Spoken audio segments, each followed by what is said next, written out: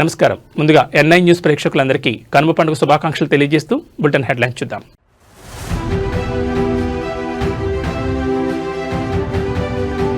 రేపు కాకినాడలో చంద్రబాబు పర్యటన, గ్రీన్ అమోనియా ప్రాజెక్టు ప్రారంభించనున్న సీఎం.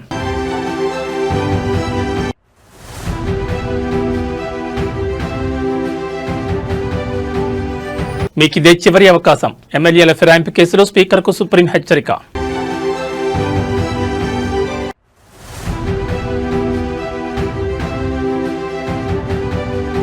గగనతలంలో మంత్రి జూపల్లి సాహసయాత్ర, హాట్ ఎయిర్ బెలూన్ ఫెస్టివల్ అట్టహాసంగా ప్రారంభం.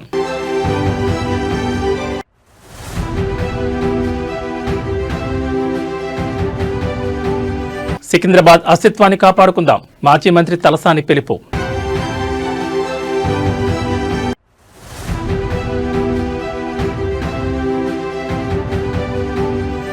జగ్గన్న తోటలో ఘనంగా ప్రబల తీర్థం, 5 లక్షల మంది భక్తుల కోసం ఏర్పాట్లు.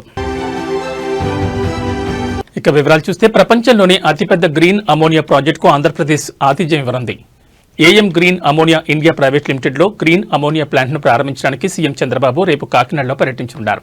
చాలా సంవత్సరాలుగా పనిచేయని ఎన్ఎఫ్సీఎల్ ఫ్యాక్టరీని ఏఎం గ్రీన్ గ్రూప్ అనుబంధ సంస్థ అయిన AM green ammonia India limited కొనుగోలు చేసింది. కొత్త కంపెనీ తన గ్రీన్ అమోనియా ఉత్పత్తిని ప్రారంభిస్తుంది. వాస్తవానికి ఈ యూరియా ప్లాంట్ పబ్లిక్ లిస్ట్ చేయబడిన Nagarjuna fertilizers and chemicals limited యాజమాన్యంలో ఉండేది. ఏఎం గ్రీన్ అమోనియా దీన్ని 2024 ప్రారంభంలో కొనుగోలు చేసింది. ఈ ఒప్పందానికి ఏప్రిల్ 2024లో కాంపిటీషన్ కమిషన్ ఆఫ్ ఇండియా ఆమోదం లభించింది. ఏఎం గ్రీన్ గ్రూప్ గతంలో గ్రీన్కో జీరోసి అనుబంధ సంస్థ అయిన ఏఎం గ్రీన్ అమోనియా కాకినాడలో ప్రపంచంలోని అతిపెద్ద గ్రీన్ అమోనియా ప్రాజెక్టులో ఒకదాన్ని అభివృద్ధి చేస్తోంది. ఉత్పత్తిలో ఎక్కువ భాగం యూరప్కు ఎగుమతి చేయబడుతోంది. CM sir and honourable deputy CM sir AM green కంపెనీకి వచ్చి ఇక్కడ వీళ్ళ గ్రీన్ అమోనియా మ్యానుఫ్యాక్చరింగ్ ప్లాంట్ని ఇనాగ్రేట్ చేయడం జరుగుతుంది. ప్లేస్ అంతా ఒకసారి చెక్ చేసుకొని హెలిప్యాడ్ దగ్గర, రూట్లో, పైలాన్ ఇనాగ్రేషన్ దగ్గర, అట్లనే డయస్ దగ్గర అన్ని నెసరీ బందోబస్తు అరేంజ్మెంట్స్ చేయడం జరిగింది. Will make sure that program goes off peaceful. It is not about numbers అండి. ప్రతి చోట ఎంతమంది అయితే ఉండాలో, ఎంత అవసరం ఉందో అంతమంది మళ్ళీ డిప్లాయ్ చేయడం జరిగింది. ఇప్పటికే తగినంత సమయం ఇచ్చామని, ఈ లోపల నిర్ణయం తీసుకోవాల్సి ఉండేదని ధర్మాసనం పేర్కొంది. ఇకపై కూడా నిర్ణయం తీసుకోకుండా ఆలస్యం చేస్తే తగిన పరిణామాలు తప్పవని సుప్రీంకోర్టు స్పీకర్కు హెచ్చరించింది. మిగిలిన 3 ఎమ్మెల్యేలపై వెంటనే నిర్ణయం తీసుకోవాలని హైకోర్టు ఆదేశించింది. కోర్టు సూచనల ప్రకారం 2 వారాల్లో 3 ఎమ్మెల్యేలపై తీసుకున్న చర్యల వివరాలతో అఫిడవిట్ దాఖలు చేయాలి. ఈ కేసులపై 2 వారాల తర్వాత తదుపరి విచారణ జరగనుంది. ఈ సందర్భంగా స్పీకర్ తరపు న్యాయవాదులు మిగిలిన 3 ఎమ్మెల్యేలపై విచారణ పూర్తి చేయడానికి 4 వారాల సమయం కోరారు. దీనిపై స్పందించిన సుప్రీంకోర్టు 2 వారాల్లో స్పష్టమైన వివరాలు అందిస్తే అవసరమైతే 4 వారాల సమయం ఇవ్వడానికి సిద్ధంగా ఉన్నామని స్పష్టం చేసింది.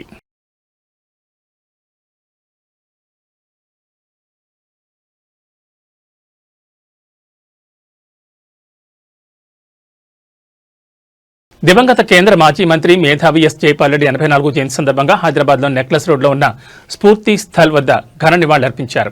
ముఖ్యమంత్రి రేవంత్ రెడ్డి కార్యక్రమంలో పాల్గొని జైపాల్ రెడ్డి విగ్రహానికి పూలమాలలు వేసి ఆయన సేవలను స్మరించుకున్నారు.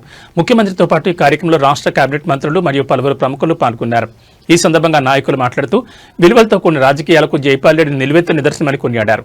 ఆయన పార్లమెంటరీ ప్రసంగాలు మేధోమదనం నేటి తరానికి ఆదర్శమని, తెలంగాణ రాష్ట్ర ఏర్పాటులో మరియు దేశాభివృద్ధిలో ఆయన పోషించిన పాత్ర చిరస్మరణీయమని పేర్కొన్నారు. జైపాల్ రెడ్డి ఆశయ సాధనకు ప్రతి ఒక్కరూ కృషి చేయాలని పిలుపునిచ్చారు.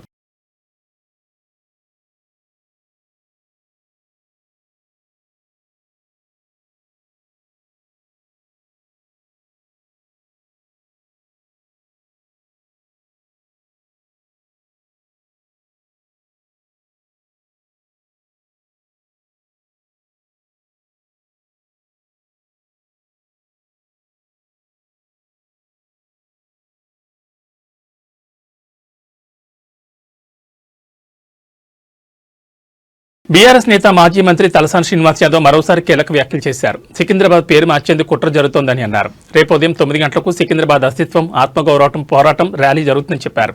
సికింద్రాబాద్ రైల్వే స్టేషన్ నుంచి ప్యారడైజ్, మంజు థియేటర్ మీదుగా ఎంజీ రోడ్లోని గాంధీ విగ్రహం వరకు ర్యాలీ కొనసాగుతుందన్నారు. ఈ ర్యాలీకి సికింద్రాబాద్లోని సికింద్రాబాద్ కంటోన్మెంట్ ఇతర ప్రాంతాల నుంచి ఇంటికి ఒకరు చొప్పున రావాలని పిలుపునిచ్చారు. 220 ఏళ్ల చరిత్ర కలిగిన ప్రాంతం సికింద్రాబాద్ అని, అనేక చారిత్రాత్మక ప్రదేశాలు సికింద్రాబాద్లో ఇమిడి ఉన్నాయని తెలిపారు. లష్కర్ బోనాలకు పెద్ద చరిత్ర ఉందని, సికింద్రాబాద్ను నామరూపాలు లేకుండా చేయాలని ప్రభుత్వం చూస్తోందని ఆరోపించారు. ఓవైపు ముఖ్యమంత్రి సికింద్రాబాద్ను టచ్ చేయలేదని చెప్తున్నారని, మరి నార్త్ జోన్ ఆఫీస్ ఎందుకు మల్కాజ్గిరిలో కలిపారో చెప్పాలని ప్రశ్నించారు. పోలీస్ డిపార్ట్మెంట్ ఎందుకు మల్కాజ్గిరి కమిషనరేట్లో పనిచేస్తుందో చెప్పాలన్నారు. ఈ ప్రభుత్వం మీద ఒత్తిడి తేవడానికి ఇదే మంచి సమయమని అన్నారు. సికింద్రాబాద్ అస్తిత్వం ఆత్మగౌరవ ర్యాలీ ఏదైతే ఒక శాంతియుతమైనటువంటి ర్యాలీని చేపట్టడానికి రేపు ఉదయం 9 గంటలకు సికింద్రాబాద్ రైల్వే స్టేషన్ మీదుగా Prashant theatre, clock tower, factory centre, అదేవిధంగా Manju theatre, paradise, Gandhi statue వరకు ఈ ర్యాలీ కొనసాగుతుంది. అయితే సికింద్రాబాద్ అస్తిత్వం, సికింద్రాబాద్ ఆత్మ గౌరవానికి సంబంధించినటువంటి అంశంలో సికింద్రాబాద్ కంటోన్మెంట్, సికింద్రాబాద్ పరిసర ప్రాంతాల్లో ఉన్నటువంటి ప్రతి ఒక్కరికి రిక్వెస్ట్ చేసేది, ఇంటికి ఒకరు రండి. ఇదే మన యొక్క అస్తిత్వం, మన ఆత్మ గౌరవం. అందరూ కూడా భాగస్వామ్యం కావాల్సినటువంటి అవసరం ఉన్నది. నేను ప్రధానమైనటువంటి రాజకీయ పార్టీలు కానీ, స్వచ్ఛంద సంస్థలు కానీ అందరూ కూడా ఇన్వైట్ చేస్తాం. ఇది మన ప్రాంతం 220 సంవత్సరాల సుదీర్ఘమైనటువంటి చరిత్ర ఉన్నటువంటి ప్రాంతం. మీకు సికింద్రాబాద్ రైల్వే స్టేషన్ కావచ్చు, గాంధీ కావచ్చు, పొల్లారం కావచ్చు, అదేవిధంగా రాష్ట్రపతి విడిది కావచ్చు, కంటోన్మెంట్ కావచ్చు, ఉస్మానియా యూనివర్సిటీ ఆర్ట్స్ కాలేజ్ కానీ, మహబూబ్ కాలేజ్ కానీ, అంటే విద్యారంగ సంస్థలు. రెండోది దీనికి ఒక ప్రధానమైనటువంటి చరిత్ర ఉంది, లష్కర్ పోరాటం. ఇవన్నీ ఉన్నటువంటి సికింద్రాబాద్ ప్రాంతాన్ని ప్రభుత్వం నామరూపాలు లేకుండా చేయాలనేటువంటి ఒక ప్రయత్నం జరుగుతుందో దాన్ని ప్రొటెస్ట్ చేయడానికి ఒకవైపున ముఖ్యమంత్రి గారు సికింద్రాబాద్ చేయలేదు. మరి ఎందుకు నార్త్ టౌన్ ఆఫీస్ మల్కాగిరి అయితే చెప్పవలసినటువంటి అవసరం. మాంకారి కానీ, బోండా మార్కెట్ కానీ, బేగంపేట ప్రాంతాలు కానీ ఎందుకు మల్కాగిరి కాన్సన్ట్రేట్ ప్రశ్నించు, ఎందుకు అక్కడ పోలీస్ డిపార్ట్మెంటు మరి మల్కాగిరి కమిషనరేట్లో పనిచేస్తుందో చెప్పవలసినటువంటి అవసరం ఉంది. అయితే నేను అన్ని వర్గాల ప్రజలు ఈరోజు సమాజంలో ఉన్నటువంటి సికింద్రాబాద్తోని, ఈ భూమితోని, మట్టితోని అనుబంధం ఉన్నటువంటి ప్రతి ఒక్కరికి, ఇంక్లూడింగ్ మీడియా, ప్రెస్ అందరినీ కూడా వ్యాపార సంస్థలు కానీ, యూనియన్స్ కానీ, కాలనీస్ కానీ, హమాలీస్ కానీ, ఆటో యూనియన్లు కానీ, అడ్వకేట్లు కానీ, డాక్టర్లు కానీ అందరికీ కూడా మనం ప్రభుత్వం మీద ఒత్తిడి చేయడానికి మనకి ఏకైక మార్గం గాంధేయ మార్గంలో ముందుకు వెళ్ళడం. దీనికి ముఖ్య అతిథిగా కేటీఆర్ గారు, మరి అదేవిధంగా గౌరవ శాసనసభ్యులు, శాసన మండలి సభ్యులు వీళ్ళందరూ సంఘీభావంగా రేపు వస్తూ ఉన్నారు. కాబట్టి దయచేసి సికింద్రాబాద్ ప్రాంత ప్రజలందరికీ రిక్వెస్ట్ చేస్తున్నాం. చారిత్రక గోల్కొండ కోట సమీపంలోని గోల్ఫ్ క్లబ్ వేదికగా హాట్ ఎయిర్ బెలూన్ ఫెస్టివల్ అట్టహాసంగా ప్రారంభమైంది. పర్యాటక సాంస్కృతిక శాఖ మంత్రి జూపల్లి కృష్ణారావు ఈ వేడుకలకు శ్రీకారం చుట్టారు. ప్రారంభోత్సవం అనంతరం మంత్రి స్వయంగా హాట్ ఎయిర్ బెలూన్లు విహరించి సందడి చేశారు. ఆకాశ మార్గంలో సుమారు గంటన్నర సేపు 13 కిలోమీటర్లు విహరించారు. హైదరాబాద్ గోల్కొండ కోట సమీపంలోని గోల్ఫ్ క్లబ్ నుంచి ప్రారంభమైన హాట్ ఎయిర్ బెలూన్ అప్పోజిగూడ శివార్లో దిగింది. ఈ సందర్భంగా మంత్రి జూపల్లి కృష్ణారావు మాట్లాడుతూ తెలంగాణ పర్యాటక రంగంలో ఇదొక కొత్త అధ్యాయమని మంత్రి అభివర్ణించారు. వినూత్న ఆలోచనలకు తెలంగాణ వేదికని చెప్పడమే ఈ కార్యక్రమం ముఖ్య ఉద్దేశమన్నారు. ఒకవైపు international kite and sweet festival ద్వారా తెలంగాణ సంస్కృతి, సాంప్రదాయం మరియు ఆతిథ్యాన్ని చాటుతుండగా మరోవైపు hot air balloon, drone festival ద్వారా ఆధునిక సాంకేతికతను, భవిష్యత్ దృక్పథాన్ని ప్రపంచానికి పరిచయం చేస్తున్నామని తెలిపారు.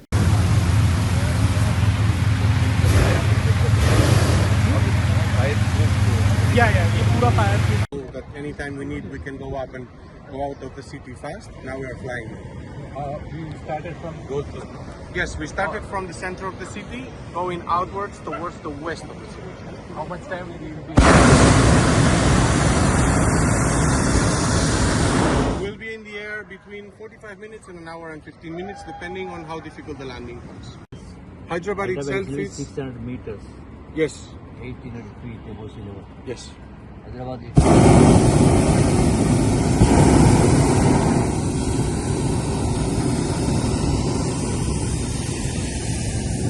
Just when we are going over and under and over and under the balloons, we have to. that means we are 300 meters This is above EGL ground or level. MSL?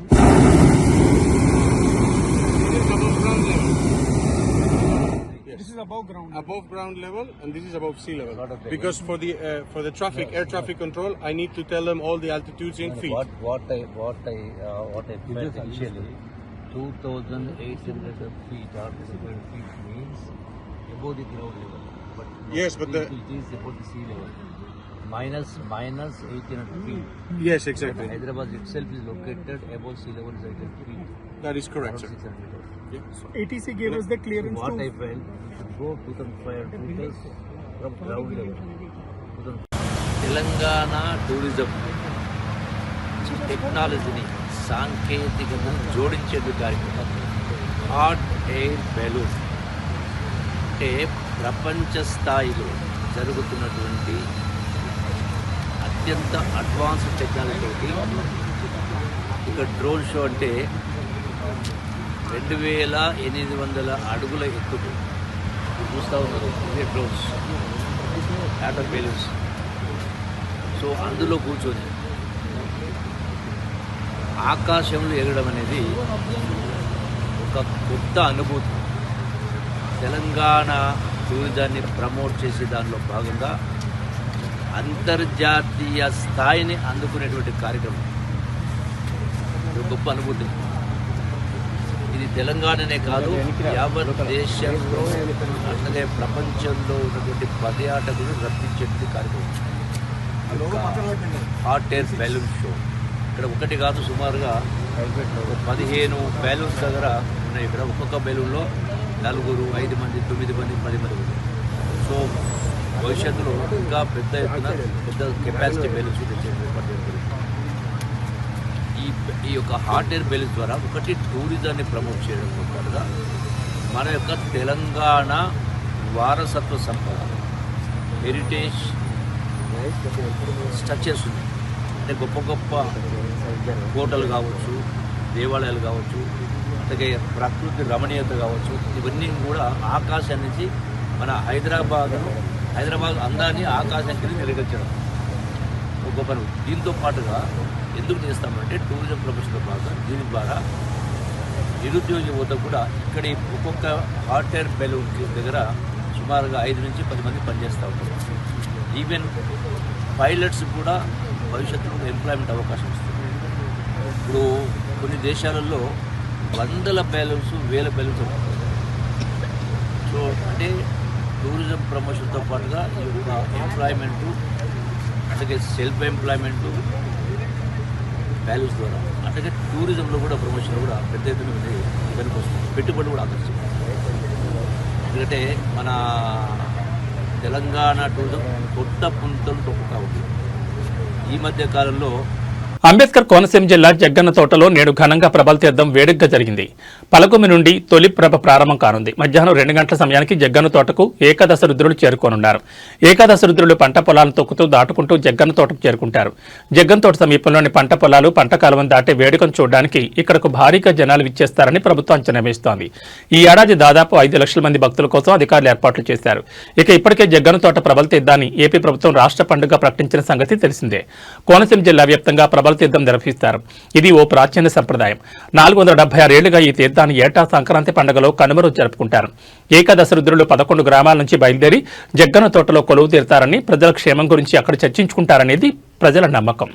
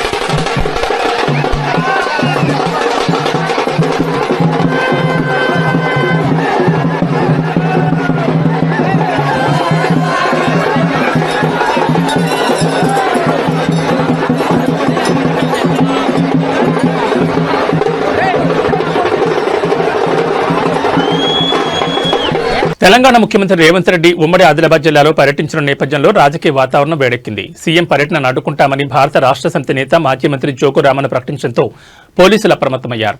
ముందస్తు చర్యగా ఆయనను గృహ నిర్బంధం చేశారు. జోగు రామన్ నివాసం వద్ద భారీగా పోలీసు బలగాలు మోహరించారు. రాష్ట్రంలో త్వరలో మున్సిపల్ ఎన్నికల నోటిఫికేషన్ వెలువడనుండటంతో కాంగ్రెస్ పార్టీ ప్రచార వ్యూహాలకు పదును పెడుతోంది. ఇందులో భాగంగా సీఎం రేవంత్ రెడ్డి జిల్లాల పర్యటన చేపట్టారు. శుక్రవారం నాటి పర్యటనలో నిర్మల్ జిల్లాలో సదర్మాట్ బ్యారేజీని, ఆదిలాబాద్ జిల్లాలో చెన్నాక కొరట పంప్ హౌస్ ను ఆయన ప్రారంభించనున్నారు. ఈ అభివృద్ధి కార్యక్రమాలతోనే స్థానిక సంస్థల ఎన్నికల ప్రచారానికి శ్రీకారం చుట్టాలని కాంగ్రెస్ భావిస్తోంది. అయితే ముఖ్యమంత్రి పర్యటనను అడ్డుకొని నిరసన తెలుపుతామని జోగు రామన్ హెచ్చరించిన నేపథ్యంలో ఎలాంటి అవాంఛనీయ ఘటనలు జరగకుండా ఉండేందుకు పోలీసులు చర్యలు తీసుకున్నారు. ఈ పరిణామంతో ఆదిలాబాద్లో స్వల్ప ఉద్రిక్తత నెలకొంది.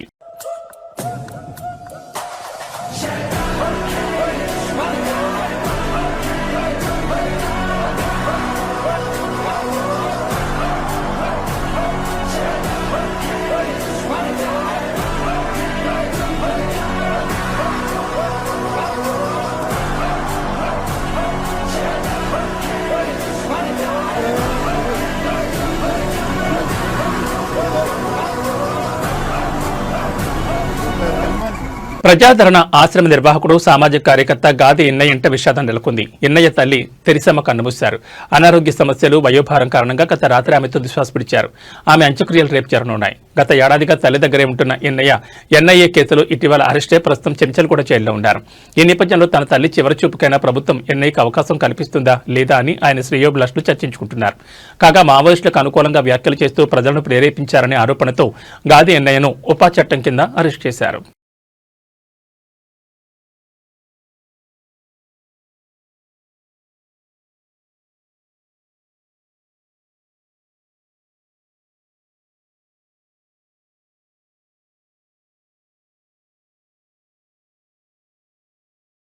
సంక్రాంతి సెలవులు ముగుస్తుండటంతో మేడారంలో సమ్మక్క సారలమ్మ దర్శనానికి భక్తులు పోటెత్తున్నారు. వేలాది వాహనాల్లో తరలివస్తున్నారు. శుక్రవారం ఉదయం గట్టమ్మ దేవాలయం వద్ద ట్రాఫిక్ జామ్ ఏర్పడింది. వెంటనే అప్రమత్తమైన పోలీసులు వాహనాలను పార్కింగ్ స్థలాల వైపు మళ్లించారు. అటు గట్టమ్మ దేవాలయం భక్తులతో కిక్కిరిసిపోయింది. కాగా మేడారం మహాజాతర ఈ నెల 28 నుంచి 31 వరకు జరగనుంది.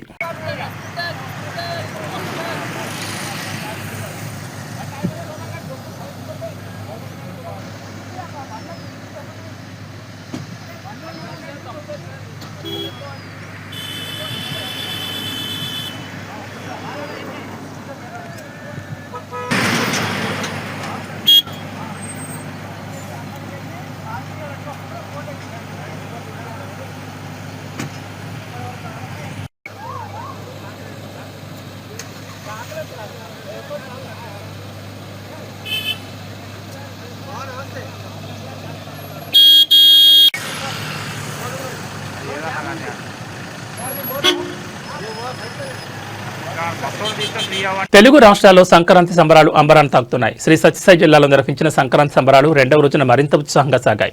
ఈ వేడుకల్లో మంత్రి సత్యకుమార్ యాదవ్ తన సతీమణితో కలిసి పాల్గొని ప్రత్యేక ఆకర్షణగా నిలిచారు. సంప్రదాయ వాతావరణంలో జరిగిన సంక్రాంతి వేడుకల్లో మంత్రి సత్యకుమార్ డాన్స్ చేసి అందరినీ అలరించారు. మెగాస్టార్ చిరంజీవి తాజా సినిమా మనశంకర్ వరప్రసాద్ సినిమాలోని పాటకు మంత్రి ఉత్సాహంగా అడుగులు వేయడంతో అక్కడి ప్రేక్షకులు చప్పట్లతో హర్షధ్వానాలు చేశారు. స్టేజ్ పైన ఉన్న డాన్సర్లు స్టెప్పులు చూపించడం, వాటిని మంత్రి ఫాలో అవుతూ కాలు కదపడంతో అంతా హుషారు వాతావరణం ఏర్పడింది. మంత్రి డాన్స్ కు స్పందనగా వేడుకల ప్రాంగణం మొత్తం పండగ సంబరాలతో మారుమోగింది. ప్రజలతో కలిసి పండగను ఆనందంగా జరుపుకోవడం విశేషంగా కనిపించింది. ఈ కార్యక్రమం స్థానిక ప్రజల్లో ఉత్సాహాన్ని రెట్టింపు చేయడంతో పాటు సంక్రాంతి పండగ సాంస్కృతిక వైభవాన్ని ప్రతిబింబించింది.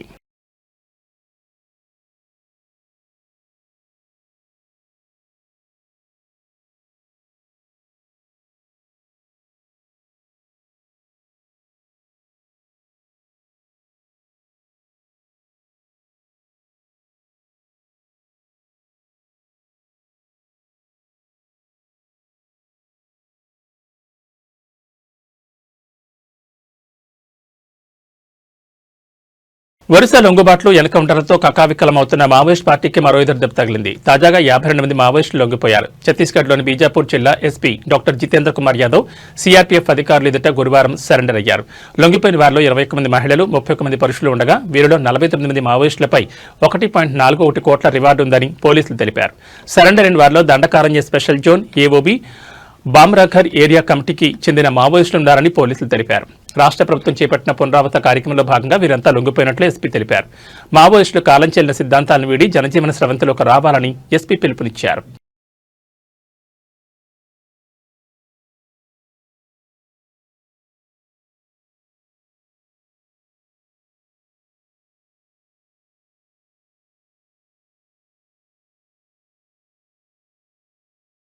తిరుమలలో భక్తుల రద్దీ కొనసాగుతోంది. ఆలయ మాడవీధులు భక్తుల గోవింద నామస్మరణతో మారుమోగుతున్నాయి. వివిధ ప్రాంతాల నుంచి వచ్చిన భక్తులతో కంపార్ట్మెంట్లన్నీ నిండిపోగా శిలాతోరణం వరకు క్యూ లైన్లో నిలబడ్డారు. టోకెన్ లేని భక్తులకు 18 గంటల్లో సర్వదర్శనం కలుగుతుందని టీటీడీ అధికారులు వెల్లడించారు. నిన్న 64,064 మంది తలనీలాలు సమర్పించుకోగా 30,663 మంది తలనీలాలు సమర్పించుకున్నారు. భక్తులు సమర్పించుకున్న కానుకల వల్ల హుండీకి 3.80 కోట్ల ఆదాయం వచ్చిందని వెల్లడించారు.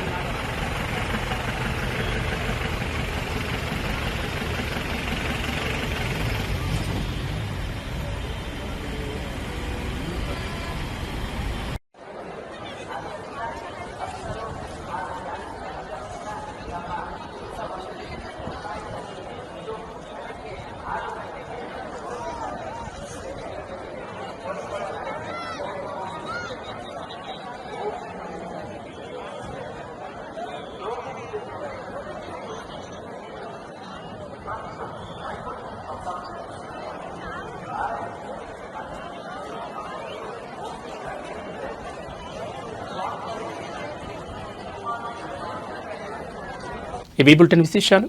నమస్కారం.